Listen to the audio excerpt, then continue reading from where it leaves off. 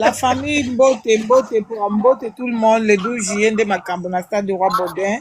Mbote na yemoko babi moto nzembo le mythe Kololu Pemba. Papa Serge, zalaka na habitude okanga micro papa na ngai, s'il vous plaît, hein? Okangi ye déjà. Ba Ezala football. okanga. Oh, si si okangi ye. Ouais, okangi ye ya. Yo Jérémy pe Mbote. okanga bien. La famille Mbote, tout le monde, Mbote na yemoko babi moto nzembo, papa mokonzi ya mboka, Koffi Olomide, l'homme du 12 juillet, au stade du Roi Baudouin, Mbote na maman Olomide, maman, la plus belle voix d'Afrique, ma maman d'amour, Mbote, Mbote, hein, maman, mutoleki azate quoi. Mbote na bato nyonso balinga biso, Mbote na Miss Univers Olomide, maman Rifa na London, hein, papa Roger Bamba, Sandaka Zadi, joyeux anniversaire à toi, tout roba mwana mama ami. Mwana mama babi bogar na bango sikoyo tutu oyo bazala nzambe abakiselo bambula ebele na oyo okokisi en tout cas zalaka wana kwa donc petit avie na ye leki ya star a star happy birthday to you mbote na bato nyonso tu oyo bazala na biso bato nyonso baekipe nyonso ozotravaille na lerambo mpona récite ya concert oyo ezali koya na stade du Roi Baudouin le 12 juillet mbote na bamission sur quartier latin bonne préparation en tout cas ya baprogramme ya concert oyo mbote na bato nyonso tu bakofiete première femme fan du monde mbote na basyndicaire de mamasi ya team sindi mbote na badiva mbote na bana chacho mbote na bavikings baarmée de guerre oyo nde biso ezoloba bien merci mama Gisèle merci donc ma famille mbote na bino nyonso tu nalingaka bino toza na kati ya live na biso ekipe nyonso ekipe shoke awa na vive na tikala laza biski mwa mpe mwa mare zonde ya moser de moi même maman Gisèle Bomba sineni la maman de mon bébé paradis yadodo aza yadodo mbote papa Serge Pia mbote memekisano babisanolaka bango papa Gelonko papa Arlan papa il faut bon la chercher très très bonne qualité Didi Londette ma beaucoup banque happy birthday to you ma Didi de moi de mon cœur ma beaucoup tonda banque quoi malgré banque en côté aussi Didi na yo révélation na live résoudre les problèmes là Preston fiancé mbote ke ya mbote les mous certes de moi bonsoir à toi ma sœur la belle Ousseini bonsoir mutu oyo atapotaka te na badopesa mbote te ato mama ziza so mutu atapotaka te alaikaka te akomantaka te il faut bato bakomela biso le 12 juillet komaka le 12 juillet na commentaire soki okomaka te to bakopesa mbote te ata vande bakopesa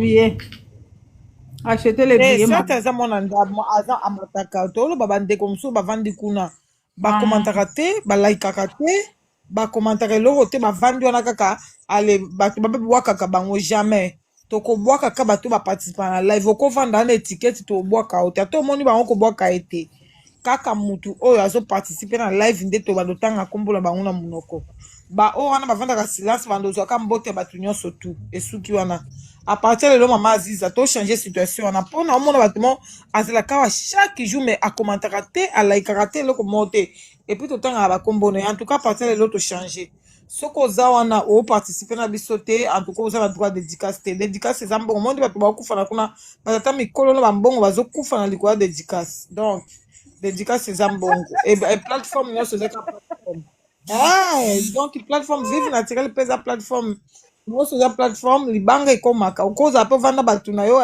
ozelaka mingi te babwakanga otyeka boye babwaki yo mpe ozwika ya ofeleka boye ofuti mbongo te eloko te okomante te eloko te Jérémy na mamu ya dodo kutu mwana ndako Jérémy na mamu papa Prosper depuis YouTube je te salue mon papa sukali napesi yo mbote bato ya YouTube napesi bino mbote oyo bazala na biso so moto akomantaka te beta ekara en tout cas à partir lelo toke nango bongo nani mama na biso mama na biso Nicoleta na Dash Mulumba je vous salue napesi mpe mbote na ngai na bapapa nyonso to bamataka papa Zinga bapapa nyonso bamataka Z3 ma soeur de moi-même botinda Z3 live bandeko papa Joe de moi-même Joe yo bongo donc otoma komonana na passe papa na biso Tony le patron la famille Tchacho je vous salue bandeko oyo ya biso penza ya biso napesi bino papa na ngai héritier Mambweni, mama na ngai mama Sylvie Moda, moyaya JDM officiel, équipe nyonso to ezalaka na biso mbote mbote. En tout cas tobandi live na biso, nazanga moko te, naza toujours de tous les jours mwana mpe mwana mère Aziza Biski. Bonsoir. Bonsoir, bonsoir la MIFA, bonsoir, bonsoir, bonsoir na Kitelo ya. Bonsoir moi appelle moi mère, bonsoir, bonsoir à tout le monde. Bonsoir à les mythes, Kofelom de les Rambo. Moi la maman mi, tu peux dire bonsoir maman si bonsoir na pesi na moi na maman mi oya bogar happy birthday tuturoba.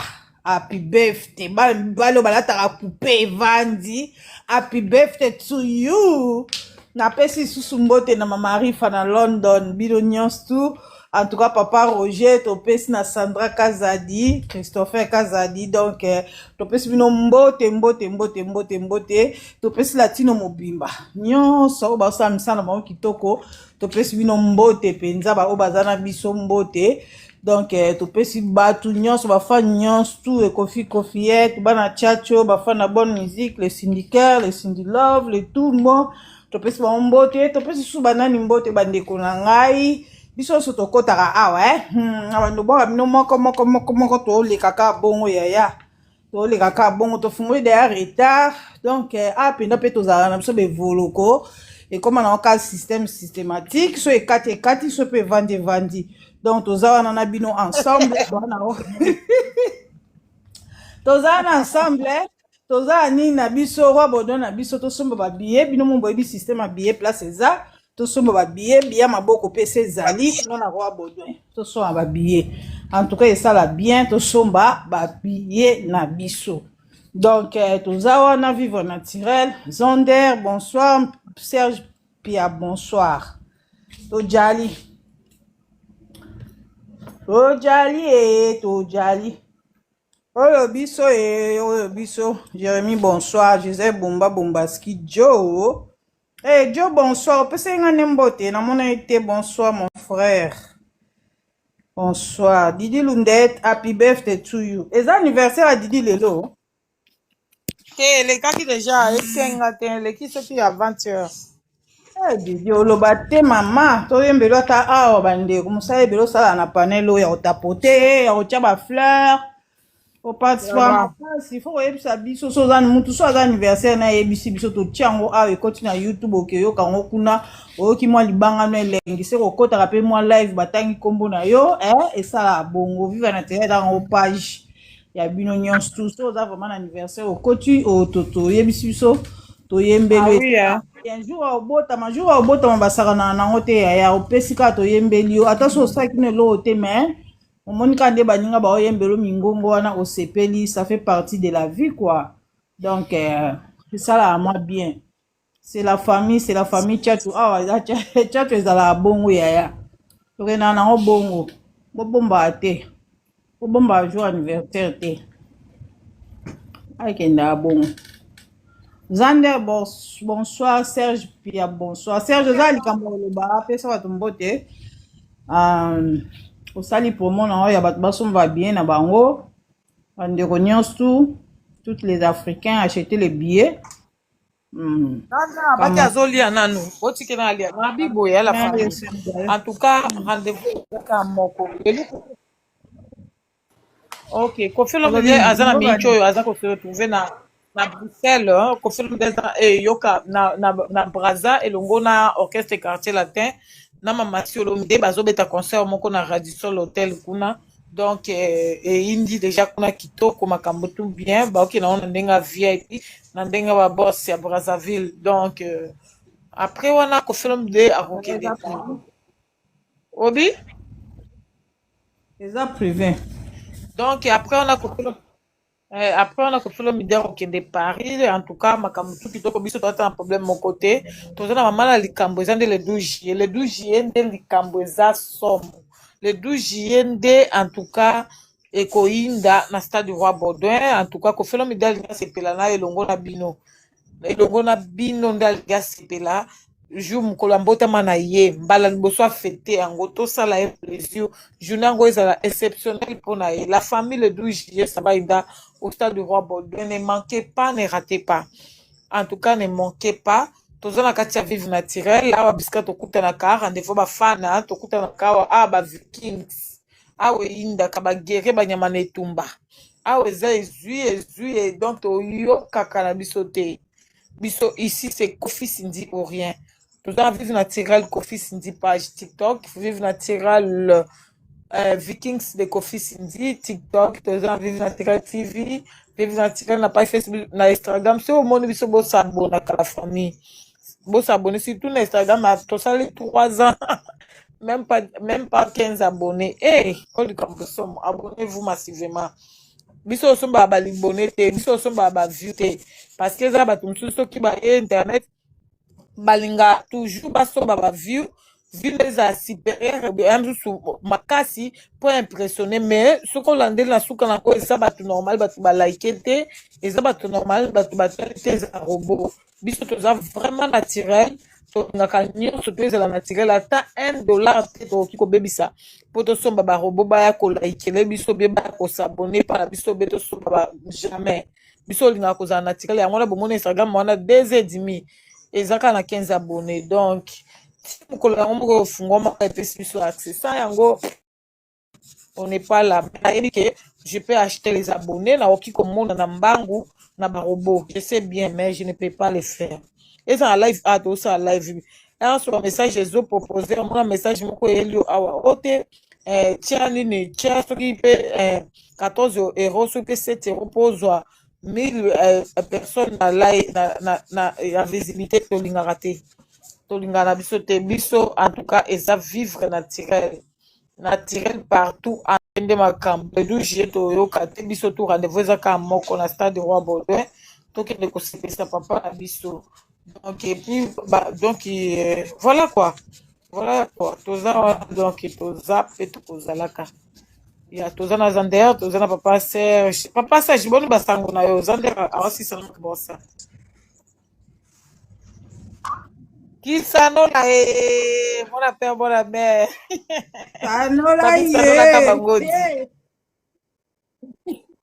mboka eziki te malava mama ezalaki eloba ye ndenge na mwa mpe mwa mere ya bana ah oui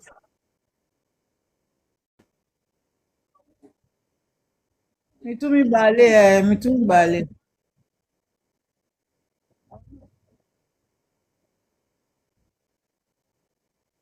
somo Nga moko na poni bino mo boyi par maman Gisèle bon mala Gisèle Queen Bee. Donc toujours na moi avant tozaki na moi live na enfin tozaki te mais maestro ça qui moi live ka kuna pour expliquer ni ba achat de billets comme d'habitude. Si tu me sois o bimi bolobe là déjà na ni vivre. Si tu me sois na ba billetterie me sois na bimi ana. Yandeni lobela moko. Eza soki bounce nini ana donc il faut n'attendre bien donc on dirait ba fungoli sur ba catégorie misusu on dirait donc faut na vérifier bien maestro si tu es là viens monter pour expliquer si tu me fais ça soki bounce nini ana donc bosomba ba billet acheter les billets je pense que c'est ça le plus important hein ça plus important ça primordial que somba ba billet parce que toujours soutenir les lois économiques biso nous soutenons réalité si ko biso peuple congolais de toujours soutenir ba oya biso a vrai de vrai na bandi bo comprendre omoni tomo bunda kaka ndenge wana parce que o tomoni les lopé et ara nyoka on comprend eza nyoka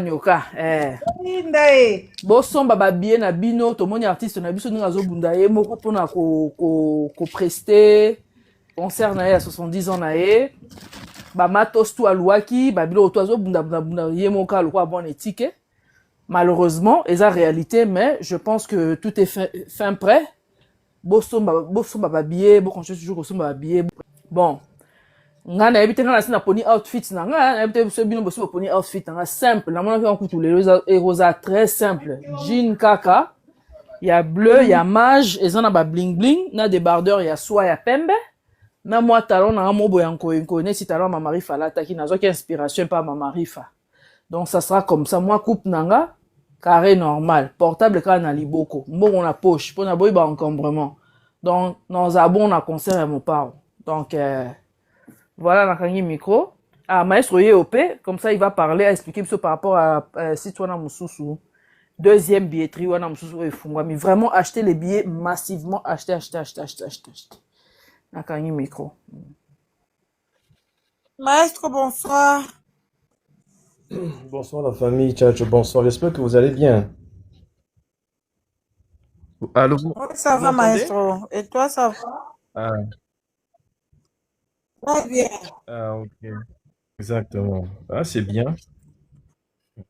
Oui, en fait, j'étais monté parce que j'en ai mon qui, Madame Gisèle qui m'avait tagué. Je pense qu'il y a Zander qui avait quelques questions par rapport à la deuxième billetterie. Si j'ai bien compris, en fait, c'est ça?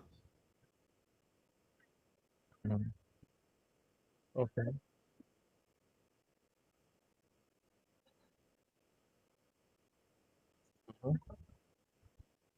Bah tu vas Ok. cause à moi confusion et tout, hein, voilà.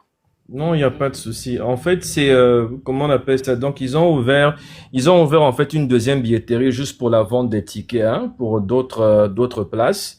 Et là, en ce moment, en fait, la deuxième billetterie là, c'est le site. En fait, c'est une équipe de production qui travaille tout souvent avec Kofi. Par exemple, si vous vous rappelez du concert de l'ING, Brown Touch, c'est à travers Content Brown, en fait. C'est lui qui travaille souvent avec Kofi, même souvent certains de ses clips. Et puis, pour l'ING aussi, ils vendaient aussi les tickets aussi sur leur site. Pour Evry aussi, c'était la même chose. Donc là, maintenant, en ce moment, sur la deuxième billetterie, bah, ça, la promotion, en fait, normalement, la promotion, je pense, terminait hier, le vendredi. Mais ils m'ont envoyé un email en me disant qu'il y a une extension jusqu'à demain. Donc là, même pendant que j'étais dehors, il y a des gens qui m'ont, je sais pas si j'ai mal expliqué, mais en fait, Batubako Meninga sur mon compte YouTube me demandé, ils ont des petits soucis pour entrer le code promo. Et pourtant, c'est tellement simple. Donc, je ne sais pas si, qu'est-ce qui complique, quoi. Pourtant, j'ai fait aussi une vidéo. Scout, non? C'est ça, non? Le code promo là. C'est Oui, en pour entrer fait, ça. le code promo, c'est-à-dire, dès que vous rentrez sur le site, automatiquement, vous allez voir, ça va vous demander de choisir. En fait, vous allez devoir choisir la catégorie que vous voulez acheter. Par exemple, carré or, fausse, tribune, classique ou comment là. Et tu vas cliquer sur le nombre de tickets que tu vas acheter, par exemple, un ou deux. Et dès que tu cliques dessus, attendez, je vais juste rentrer en même temps ici. Attendez, donne-moi juste un instant. Est-ce qu'il y a une dame là qui doit m'appeler même pour ça? Elle veut acheter les tickets avec le code ici. Attendez. Voilà. Donc, dès que vous choisissez le nombre de tickets par rapport à la catégorie, vous partez sur acheter. Et là, quand vous allez sur acheter, ça ouvre une page. On va vous demander si ça sera écrit code promo. Cliquez ici. Et vous allez cliquer dessus. Et juste en bas, vous allez voir, ça va vous demander de faire entrer le code promo. Là, vous allez mettre Kofi 20. Et juste en bas, vous cliquez seulement sur valider le code et automatiquement, ça donne la réduction. Alors, c'est vous, hein? C'est Madame Claire, je sais pas, est-ce que c'est elle? Madame Claire, oui, c'est elle, c'est bien. Bo Mais benga, Madame Claire, panza sango mama. Benga baninga bandiro, bo somba. Bietra na mtuza skarape na mona ki ango. Bo somba ba premier zoya, acheter.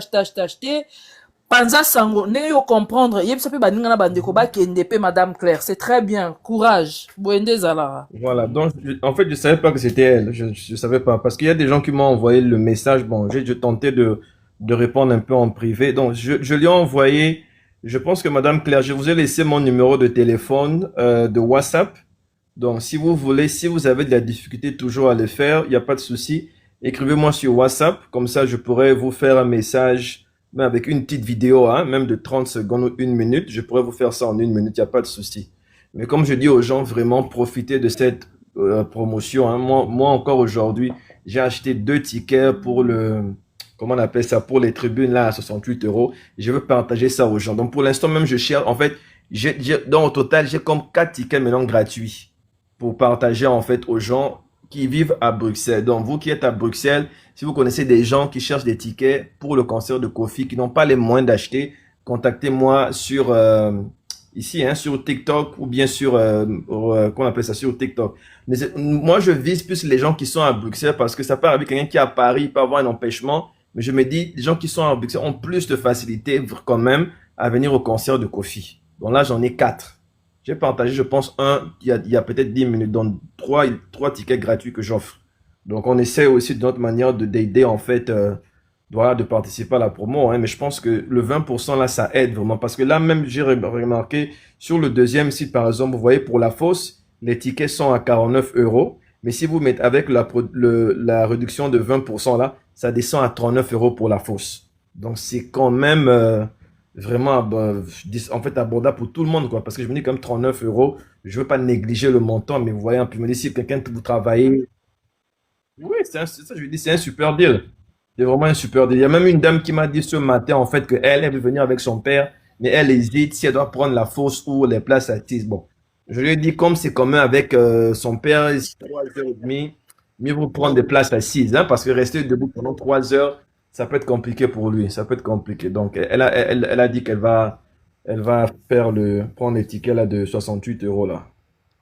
Ok. Voilà. Alors, explique un peu le code de barre, là, le QR code. Explique un peu comment ça se passe. Comme ça, tu vas Ah, comprendre un peu. oui, bien sûr. Donc, en fait, là, maintenant, ce que nous sommes en train de faire ici, en fait, on a commandé comment on appelle ça, comment je peux dire ça en français? C'est quoi les flyers en français? C'est quoi flyer? Flyer, c'est quoi en français? Zambo. Les faire part, hein? Bon, faire part. Les petites affiches, hein? Les petites affiches là, en fait, avec le QR code et on va essayer de partager ça dans toute la semaine dans tous les différents stands de coiffure des Camerounais, Nigériens à Bruxelles. Donc, on a commandé Voilà. presque 1000. On a commandé 1000. Ok. On aura ça peut-être normalement lundi. Nous sommes samedi, donc je pense lundi. Donc, on a déjà eu comme 3-4 gens là-bas. Donc, ils vont aller vraiment à fond, quoi, partager ça. Donc, le flyer là, c'est avec l'affiche qui inclut le QR code. Donc, dès que les gens scannent le QR code avec le téléphone, automatiquement, ça leur connecte sur le site de la billetterie. Donc, c'est un peu ça. Au lieu encore peut-être d'aller écrire le lien, donc vous scannez simplement le QR code et puis directement, ça vous emmène sur le site et là, vous pouvez choisir comment on appelle ça, acheter les tickets en fait. Non, en fait, Madame Claire, je vais clarifier. Là, elle part du premier site. Moi, je pars du deuxième site. Le deuxième site, là où j'ai fait le live aujourd'hui, ça, c'est là où il y a la promotion de 20%. Sur le premier site, là, la promotion est terminée. Le 20% qu'il y avait là, c'est terminé. Donc, pour l'instant, la promotion, c'était juste sur le deuxième site. Quand vous rentrez dans le deuxième site, il n'y a pas de QR code. Donc, allez simplement sur le live que j'ai fait aujourd'hui sur YouTube. Vous allez voir le lien là de Brown Tosh. Et c'est là où vous allez faire entrer le code là de Kofi 20 pour avoir les 20% de réduction. Ouais. Si vous prenez 5 billets VIP, c'est juste une affaire de 500 euros, hein, plus ou moins, madame. Oui, mais c'est ça que je dis, en fait. Vous pouvez partager avec toute la Oui, famille. parce que regarde, par exemple, si on prend le billet, moi-même, je voulais prendre mon billet pour moi maintenant ici. Attendez, je vais voir. Parce que si vous prenez, par exemple, même 3 tickets là de carré or, normalement, c'est 345 euros. Mais si tu prends le 20%, ça descend à 275 euros. Vous voyez un peu. Donc, ça, c'est 3 billets pour le carré or.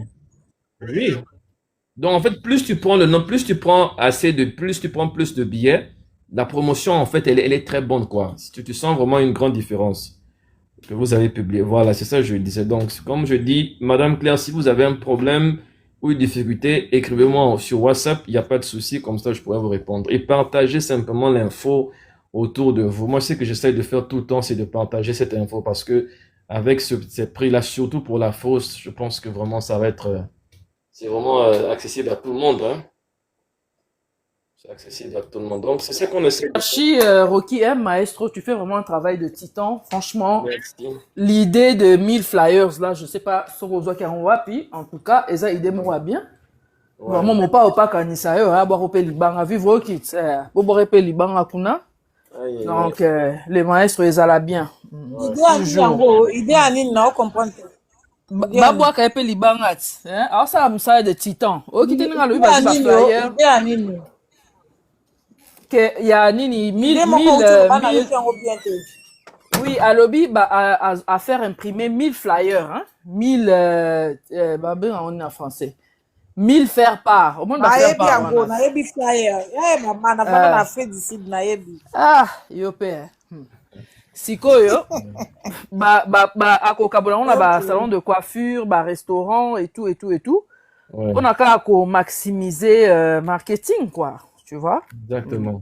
Donc, Azo Sala Moussala Titan. Bon, je sais pas s'il y a Yeah. d'autres personnes qui ont fait ça, mais quand même, Eza Moussala et Abatunion Soin, Moussala Sozo Chalibo, on a qu'à Tout le ça. monde, c'est ça que je dis. Nous Oui. tous, parce que comme on dit, on essaie de construire ça, construire en fait Bonsoir, Aizé.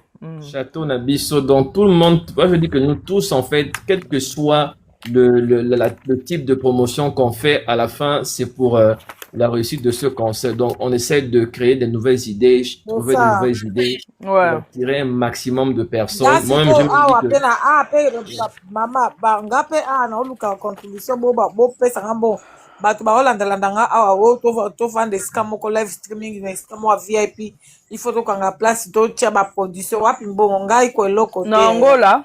ngana na nga Bon, ezosenga neti ba la comprendre. Angola c'est pas équipe baolanda nga ya o vivre live streaming il fallait tosala tovanda esika moko esika moko ezalaka koto totia production mama basponsor yango tolobaka Mais aolobaka yeah. te Et bon, on a ni Laurent il faut Sokobo bosangisela nga siko 1 euro mpo tokokisa yango kasi nga Wapi ya Laurent naye pa Sokoko? bino kosenga nasi nakomeli aorépondre te Eh. Ye nem toza makasi na babiloko wana ti. nasi nakomeli azorépondre na ye te bosiko nasala nde nini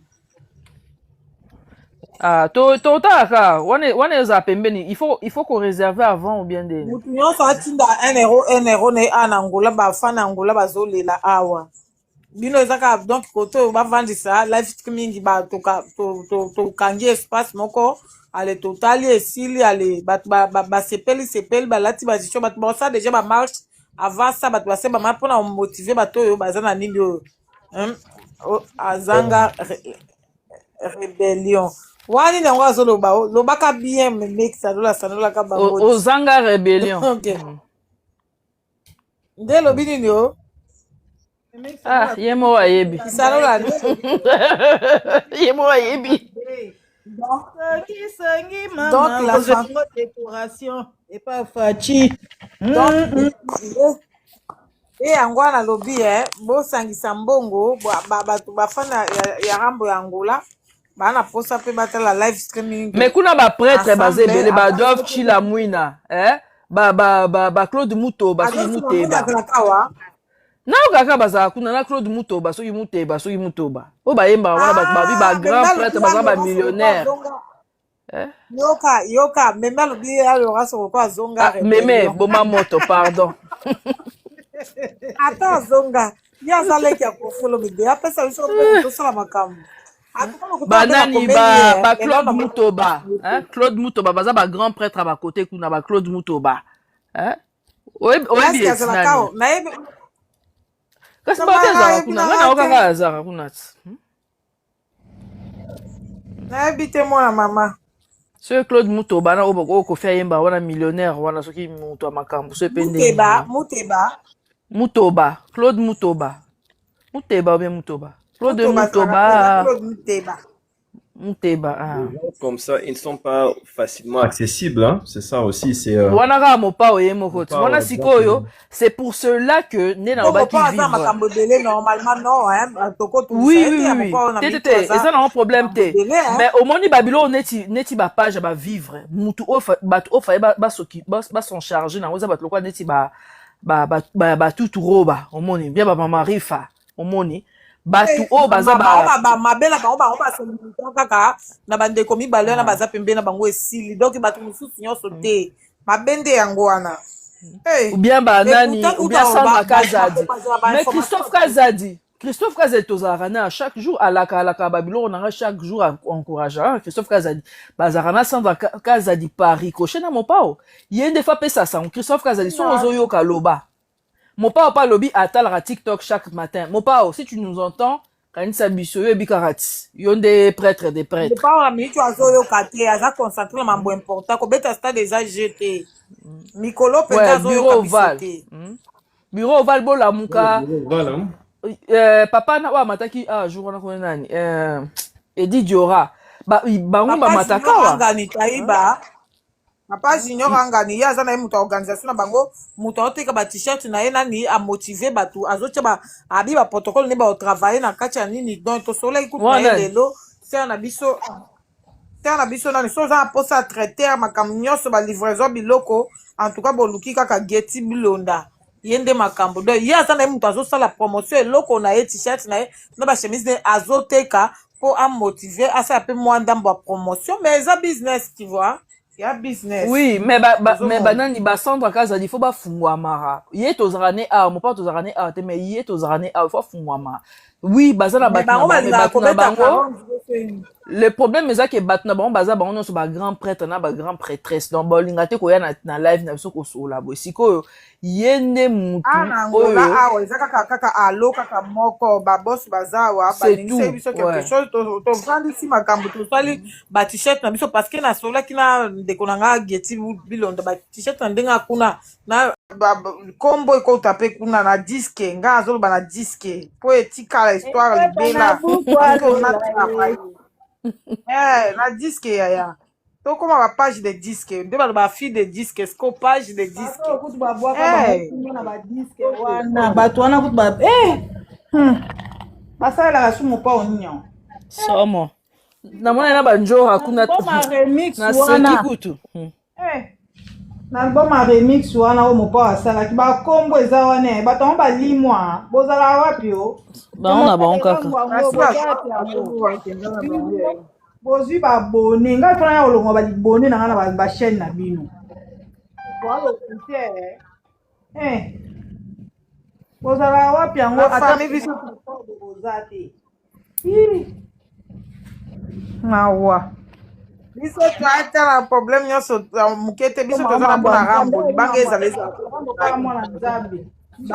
ezala te tokozalaka kaka tozali mpenza wana mobimba mpona kofilo midema masindile kere mpona libela tozwa encouragement tozwa te toza ekochangeaka eloko te eya te tojali c'est de ça qu'il s'agit donc la famille le 12 juillet nde makambo te boyoki ndeko na biso maestro alobi nouveau site elimi nouveau site ya billetterie eza promotion kuna eza ya liboma promotion eza kuna donc ya liboma okozwa ata 10 billets na 500 euros okozwa ata donc okozwa ata msusu 5 billets na ba 200 et quelques euros donc bokima mbango en tout cas je n'ai pas l'information avec moi yango moniki na tie te nanu mpe na moni te maestro mpe ayebisingaka awa na whatsapp mpe atindelinga lien te moyen nalonde ayebaki na nga te koyeba nyonso ka yango oyo sur nouveau site oyo maestro azoloba donc ye moko nde akodomine yango ye moko nde akoloba lisusu bien voilà user donc c'est ça il faut essayer de juste motiver Batou et puis on se dit bon on ne sait pas si parce que là, par exemple, Naoko m'a déjà à Bruxelles à partir du 8 juillet.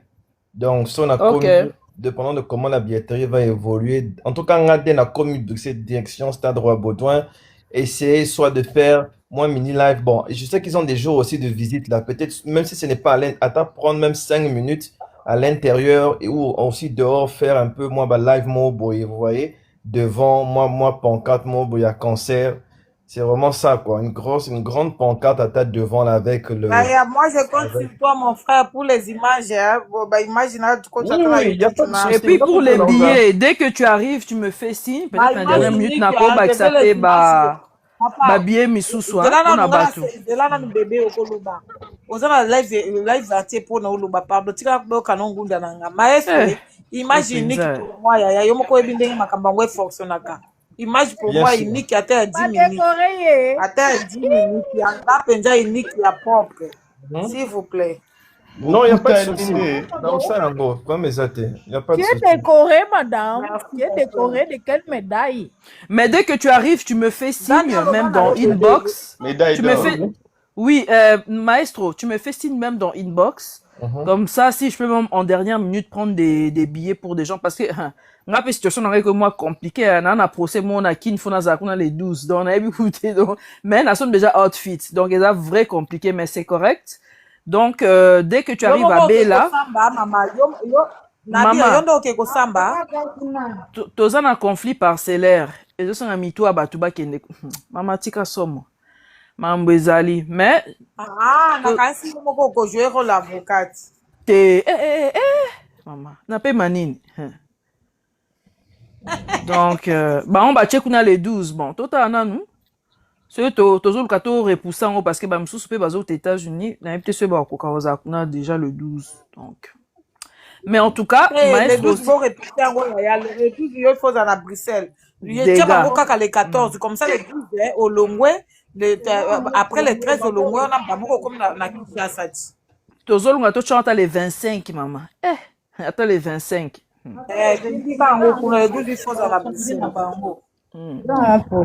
Donc, dès que tu arrives, tu me fais signe hein, sur place. Comme ça, je peux même envoyer des gens. Mais moi, ça l'appelle bien sûr beaucoup. Maman Gisèle Bomba. Moi, je pense que c'est bien aussi. Comme ça, beau c'est coordonné, hein, beau s'organiser. Exactement. Parce que si tu as des surplus en billets... Biso na panel, tu as 5 billets, na biso na panel vide naturel. Hein. Okay. Non, il n'y a pas de souci pour Boss, ça. déjà, son baki babillé pour la panel. La famille. Kitoko. Fin next week, nazo tia babillé na ngawana la famille. Donc, na ebite so ebo somba ya banini bino mo boyebi bo somba kuna pardon.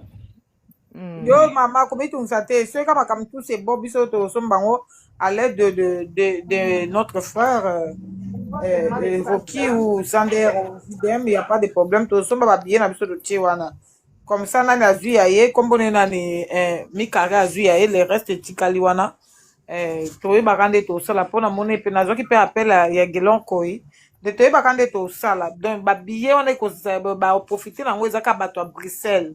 Mboka msoute mais Bruxelles kaka. Oui, moi c'est ça, je me dis, en tout cas, la priorité vraiment c'est de donner les tickets aux gens qui sont à Bruxelles. Même pour tout Liège, c'est mieux parce que on a plus de chances que ces gens là-bas y aient un concert parce que ça peut arriver que mon voisin à Liège, mon voisin à Paris, peut-être dernier empêchement est juillet, mais si tu es vraiment à Bruxelles, c'est quand même un peu difficile aux empêchements à Katiaville. Ouais, on peut voir. Ouais, en plus, ville, on peut aller en pied, donc facile à se déplacer. Voilà. Donc, c'est ça, en fait. Ouais. Oh, oui, il n'y a pas de souci, Madame Gisèle Bomba-Simène, ouais. Il n'y a pas de souci, on pourra organiser ça. Ouais, comme ça, si vous êtes ensemble, s'il y a des gens de son côté qui n'ont pas de billets ou de ton côté, vous pouvez toujours vous coordonner, hein. Oui, donc, c'est ça, en fait. Yeah. On va essayer d'ajouter d'autres tickets la semaine prochaine aussi. Comme ça, au moins, les personnes qui voudront venir, qui ne peuvent pas acheter les tickets, on peut se leur partager ça.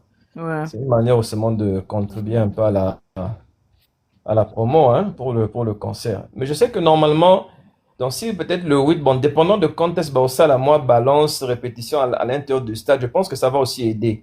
Quand les gens vont aussi voir simplement répétition à 4, il y a Stade Roi Baudouin, ouf! Tous les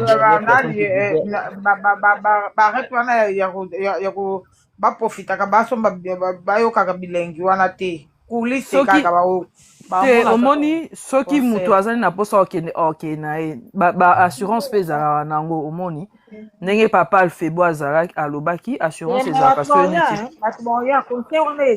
tomoni mutu moko boye ya wanga tutu ya wanga chuchu azoloba maloba makambo kuna ya botalaka makambo na biso te biso tobisa na etonda nga mpe namonaki kotonda na répondre et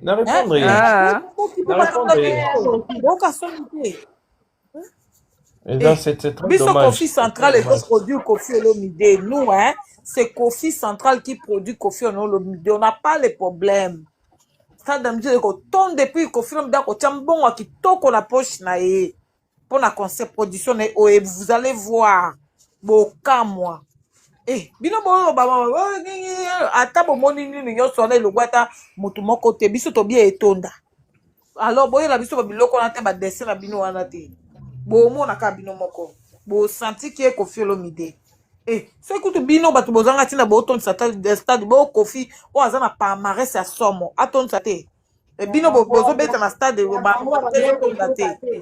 bino kaka oyo bato bazanga ya bango ya lipa mafuta ofele une année mobimba etondi pe musique oyo bino bozobeta yango wana mise à jour non Kofi aza na mise à jour il est dans mise à jour Kofi musique nyonso na temps nyonso réel azali hein oh boni lokuta boy conseil bobeti kuna tomoni mindele te na kati c'est-à-dire eza bato moyindo yango kasi nde bakolo Kofi hein bango bakoya na mindele bakobakisama vous allez voir on va voir le bataille moko le ram on va voir wande bokoye boye la biso boye tikali boye yo kasi biso toza ba théâtre na mlambo za kabozi 100 000 botie bosomba bien nyonso po bokumo yo kabakaba non oyo ekobimite mbeto yebi ke mokolo yango ekozala somo po bino ekozala somo bato bakotonda somo parce que bato bakosomba bien na ndenge moke te ata na suka Ramboti moto nzembo la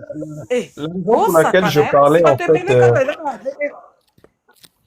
oui désolé la raison pour laquelle je parlais de ma répétition parce que en fait vous savez à ta pour un concert généralement concert souvent quand par exemple bon ça je peux comprendre hein, il y a certaines personnes bazoloba et ngana ozilaka une semaine avant on a zotiké na ngana mona mopa wa ça la répétition en fait je disais dans le sens oui tomba au monde asiko que mopa wa koti na stade il y a ça la répétition na stade 3-4 jours ça va tellement stimuler baton sousou qui sont bêtes à Bruxelles encore Paris ils vont prendre les tickets vous voyez désolé mon frère est-ce qu'on fait la répétition na stade oui, balance kaka. Parfois ça la paix, parfois ça la. Pas la balance, oui. Ils font généralement. On va tester l'instrument. Oui, parce que généralement, en fait, puisqu'ils ont donné le stade à Kofi, généralement, ce qu'ils font, ça veut dire, c'est comme seulement des salles. Ça veut dire, normalement, soit c'est 4 jours ou 5 jours, Kofi aura déjà, en fait, le stade à lui. Donc, il va venir avec tester les instruments, moi, balance, s'assurer que le son est bon, ils vont tester pour voir la position. Donc, il aura déjà le stade. Donc, ils pourront, je sais pas maintenant s'ils vont peut-être faire comme à Bercy, peut-être ils vont rester là peut-être jusqu'au jour du concert. Bon, là, ça va dépendre de Kofi et de lui-même et plus de l'organisation, mais ils seront déjà le stade au moins 5 jours avant. Ils auront déjà ça. Ouais. Ok. Ouais. Donc, siko bato lokwa baroki ye mo boye ba héros dans l'ombre tala yo ayo donc il faut fulama petit fulama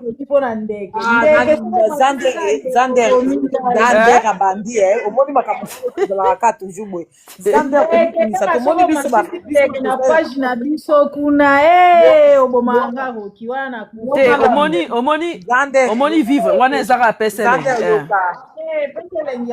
yoka zander omoni makambo na rambo tolobi na biso ka potoloba eyaka naturellement papa aza na biso na ba TikTok na ba face na ba YouTube na ba phase sika na biso nyonso aza na biso akontrolaka soki donc mukolo ya kolinga eyaka naturellement oya ko forcer pasi ya te siko omoni vivre eza ndeni eza na nka pesa elengi omoni TikTok ekenda bon ya mofu ba pesa elengi mobo na ndinga par rapport kozwa nyonso na premier degré te omoni ekenda bien eza peka façon ya ko encourager pe mutu tu vois ce que je veux dire pas ko bossa na meso yo ki pesa elengi wana pe exactement ya ba bossa na kaka oui.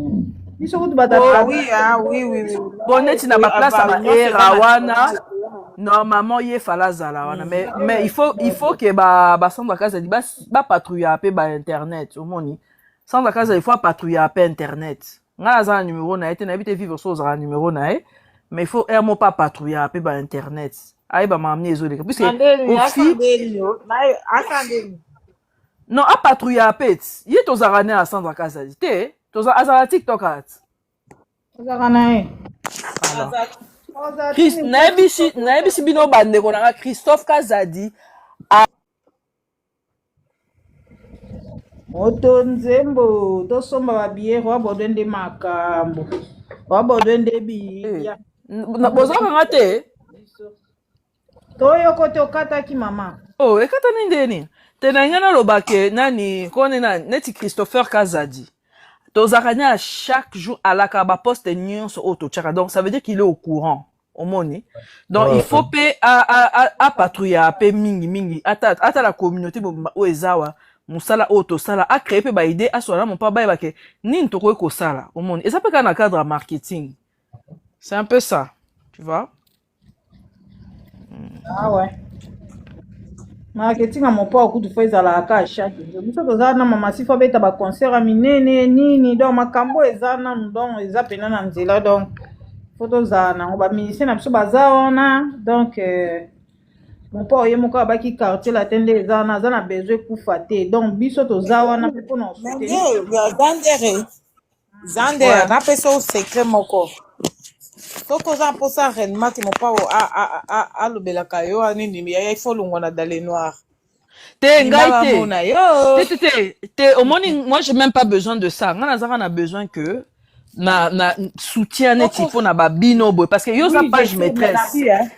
Ah. Parce que yo za page maîtresse. Au moni yoka aza grand star soki akomi kobwaka ba faux compte asili donc makambo so asalaka vivre naturel kango ayebi zala kimia omoni nga kutuko akobwaka yo il faut la non vivre je vais te dire une chose omoni nga wana eza na même pas vision nanga omoni même atako ça ba live je n'ai même pas le temps dans ça na encore par hasard yondo oza page maîtresse biso focus yo ça le quoi nzete biso za quoi ba branche omoni biso ba branche to ça la ka netika par amour hein par passion et tout mais neti na ne que nga personnellement que souci na nga non même pas du tout nga ko na sepela ndena oka ba bora bino tout ça etc mais ba tête d'affiche le quoi neti par exemple ba musala oyo ba nani ba bino na ba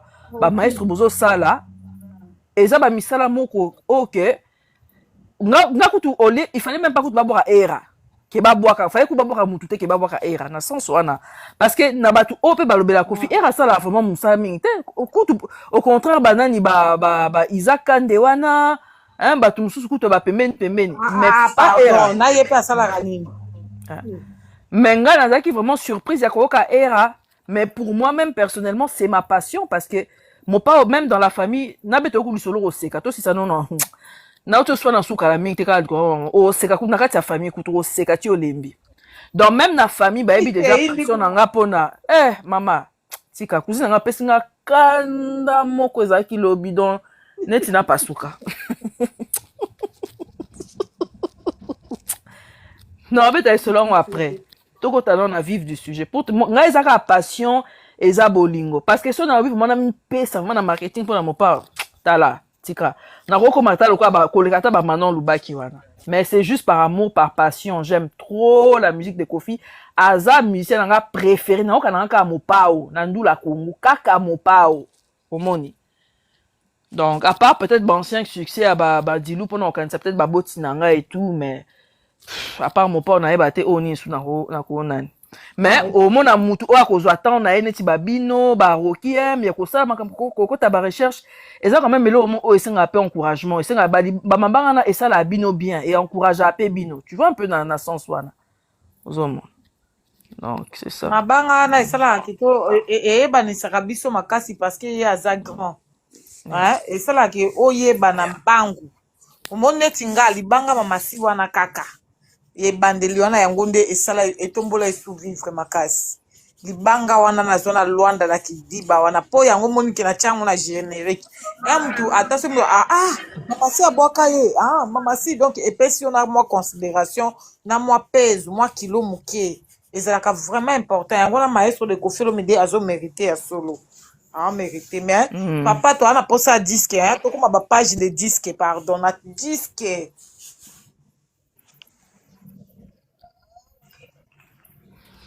Donc c'est un peu ça parce que ba musala oyo bino bosali oyo biso peto sali sima na bino sali pe ke lelo ke ba ebi ke ba page mo pe ba lobela mo pa o soki po meki ozwa pe ayo makambo omoni non na sens wana donc c'est moi je pense que c'est est-ce que boyebi ke Rocky aza faux quantité Rocky ayebani biso tuto oui ça c'est sûr oui voilà déjà zola qui s'akaza sexy Rocky aime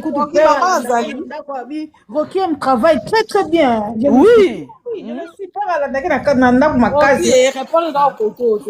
Botika na ko ambrier bande koto yo kana réponse c'est Rocky mamaza. Non, non, non, balaté, je suis pas encore marié.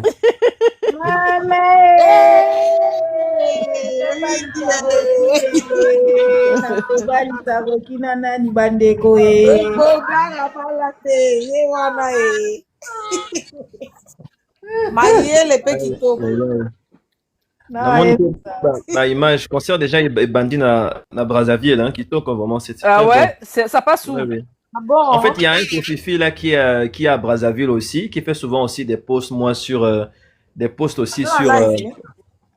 Oui, à Salipé Live, oui. Oyebi peut-être que Kofi le pro, Oyebi, hein? Ah oui, Oui, c'est sur oui. TikTok ou bien sur TikTok, YouTube? oui, TikTok, oui, oui, TikTok. Siko peut ozawa Ah, to tiens, kuna on ndeni. Eh. Yana tiango total. Lui, il est na Brazzaville. Dans un peu na kati ya concert, oui. Mama balati kitoko. Bon, là, non, musicien. moko te ata neko ata ne prochaine surtout bana mibali bozana wapi basi yango andeko Bosangisa mbongo deja tokepesa doti nani tosangisa tokepesa semeki ya sika tala roki ye wana aza célibataire tobalela ye roki naza nde bato apere na ndako nasekana na kaka Ah bon? Moi aussi, j'ai un ami qui est là-bas dedans. Sauf que dans la temps qui était. yoka pere na ndako bibino bata mitu Somo. Yawana lobanga so pe na bina bimisa mutu na côté esprit. Eh, mon pauvre non, ozo apeza par sec. biso yebi nde naswanisaka roki ofenga bi naswanisaka ya matela so ndeke kuna penepene ya Et ya ça na ye musana, mais tu sais les anonka bon. Ezaka nde bobi ba on kuna ba kosara tout ce qu'ils veulent faire là bon. Ezaka passi, mais to chuter sur un sujet ya nini. Il y a couronnement bien deni. zela nanu watofisa no na Kofi le pro bongo toyebi ke ezoyinda lekoyinda toyebi ke oza wana oza mobimba sa ofe lelo toyebi ke lelo tokobika te meme pa otala kobiele oya là na lekisi ba photo on epesi nga na kanda. Donc na sisi là on cousin na ngamu kuta répondre te po ba on ba yebi ke nga ba bilo ya likele mwana o mabe na lekisa te cousin na ngamu aza na gouvernement kuna ba on pe bazaki ti asina fingi kuna donc on a filmé pour deux mazo mi filmer nde moko makamsomo ngali na bato ba filmaka podium bala mo azo mi filmer su kuna esika ngo za lix Oui, mais c'est na Radisson Blue, c'est un très bel hôtel. Même les milieux aussi, c'était propre. Là, mon corps, je quitte. Et bon, il y a Kofi pour moi, Vani Moussika. Na oye biso. Aïe, bani bilili. Le podium aussi, il est magnifique. C'est bien décoré en tout cas. Le podium est bon. So moni bosse que ba prêtre ba liboso kuna. Oui, c'est toujours comme ça. C'est que ça va prêtre. Là ça on classe. Bato on peut moi ba mai na mesa et tout donc ba masangalix quoi. C'est bon. Radisson Mamou Palace, les Arabiens. Et voilà les bato ba komi ko décorer ba komi ko décorer anini podium makasi l'événement nyos. Évolution.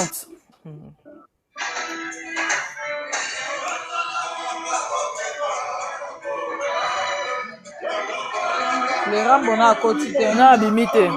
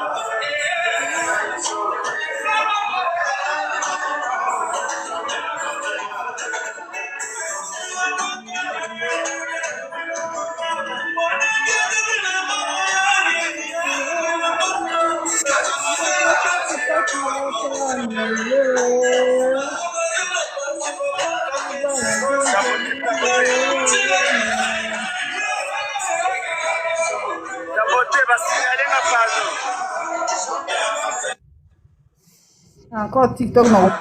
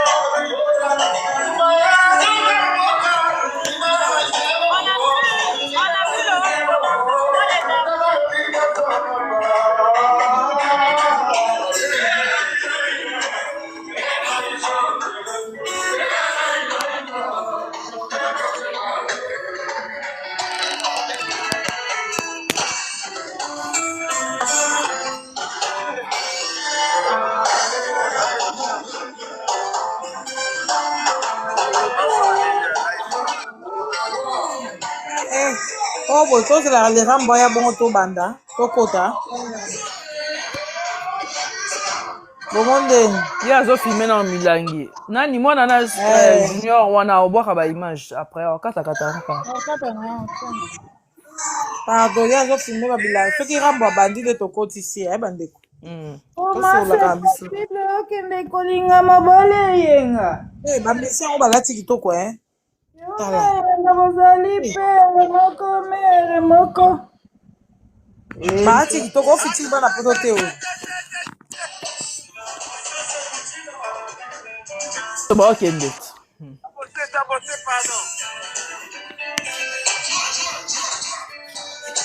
oyebi ke nga ntango sebe na ebanda ata navai na kiti fuka na telema naokisaka bato soni nakokaka te Obina te. naobi oki te nde naobi vivre yoka bien naobi ngai omonde sebe na eza boye nakokaka te fo na telema kaka na bana koningana Ah oui, hein. Alokwa ngai. bato bavanda wana comprendre te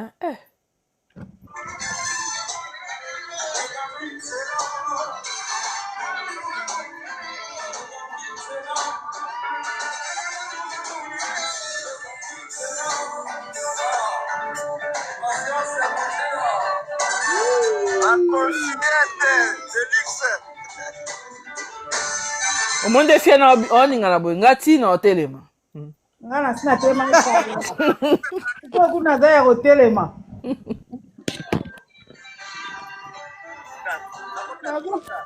Nazosa mutu baloki na za ya kotelema. nga ona tele ngai na suki ya mare aziza so oyebi nakanda na perike mona olataka coiffeuse nanga voyage pardon Lelo okomande star.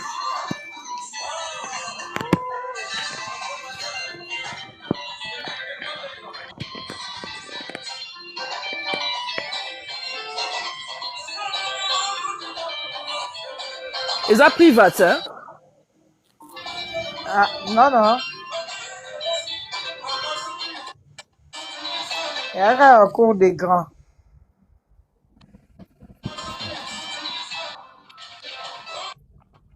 Maman est bandite.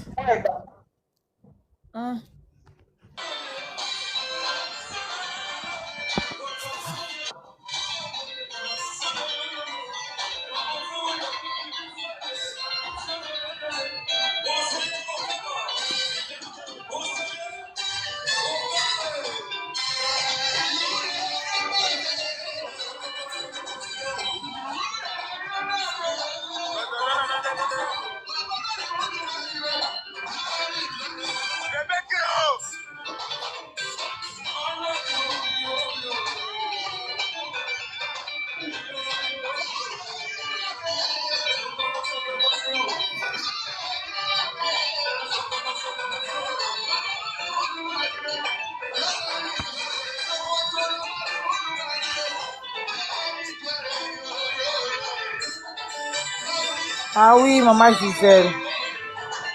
On a Milangia. Ah, ben, je suis sur TikTok. C'est alcool. Balati ba jaune kitoko hein. Non, cravate. Balati propre ma casse. Ah, Jeep Voilà tout. nanga zap différente bandeko. Parce que monsieur a signalé parce que biso na Congo ah bon dimanche ça a connexion gratuite. Ah,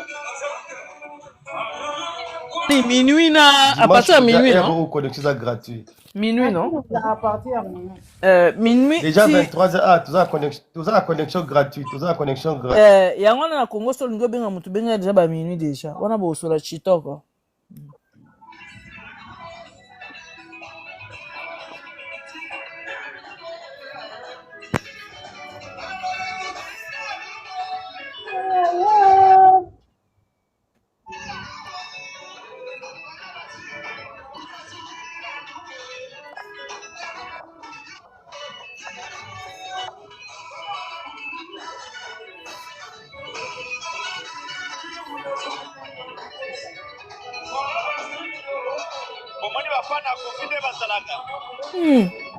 Naibisa. ye pa songueur boy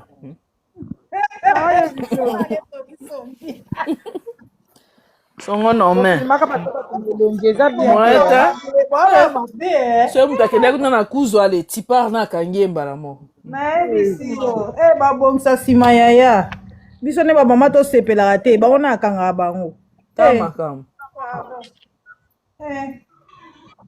ya biso ezalaka tabu bango so bayoki bilengi kuna baye olimbisa ngai nayebaki te olongola mpona milangi na masanga yango na olongola ere aotya masanga biso tozalaka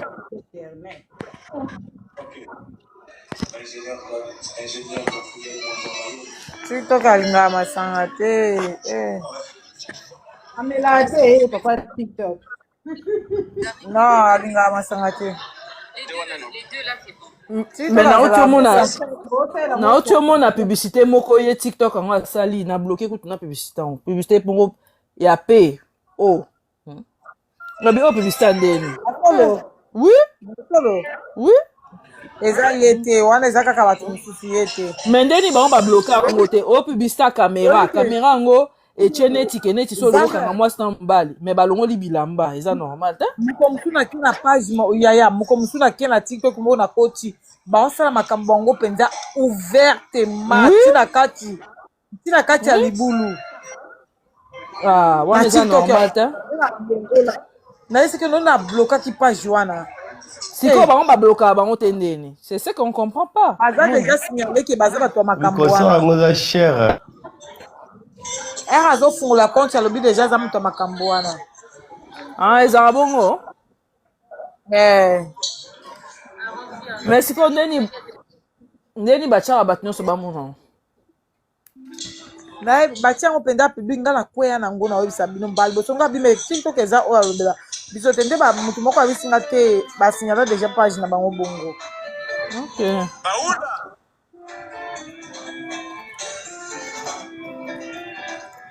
aminga nali fote nanga te kasi ya motema bapesanga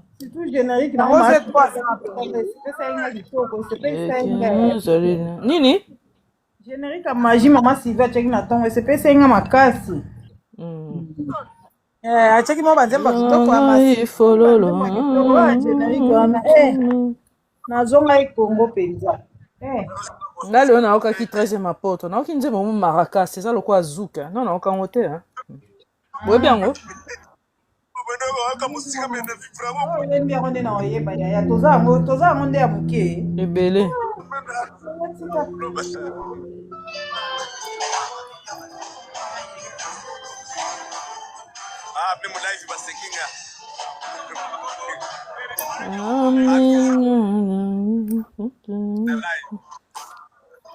nzemba mpe basouvenir ebele bato bakufa lokwa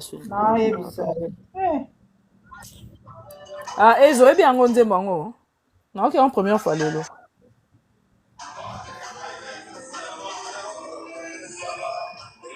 droit d'entrée nango eza vraiment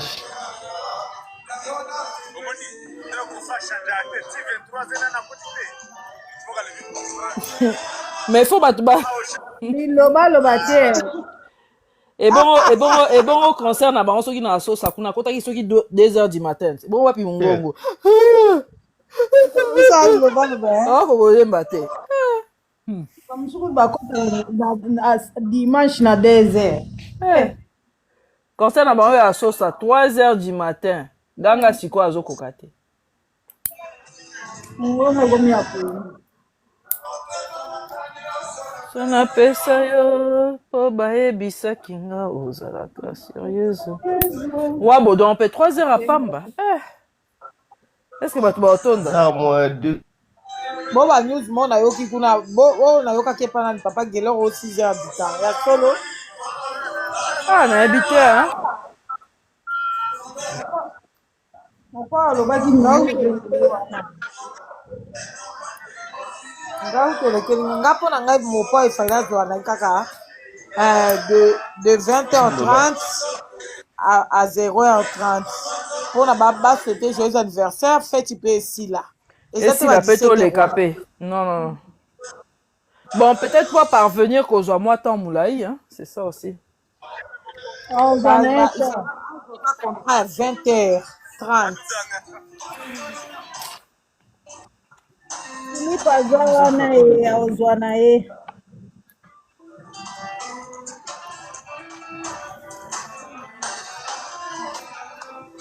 Mwana jolie, mwana mamela. Ka bango mokonzi ye baokoka mungongo mpe eza te ototunu mpe ebele. Live ndeko na biso ekati. Bali batika ba mokila concert yango bango moko baokoka. Bapesi bango passeport